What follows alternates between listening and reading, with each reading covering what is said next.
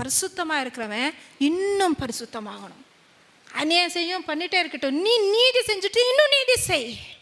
பரிசுத்தமாக இருக்க இன்னும் பரிசுத்தமாவு. தேவனை தேடுற இன்னும் தேவனை தேடு.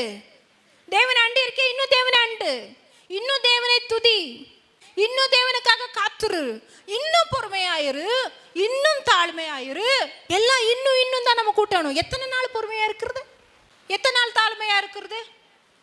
எத்தனை நாள் காத்திருக்கிறது? இதெல்லாம் கேட்டுட்டு இருக்க கூடாது. பரிசுத்தமா இருந்த பிரயோஜனம் என்ன?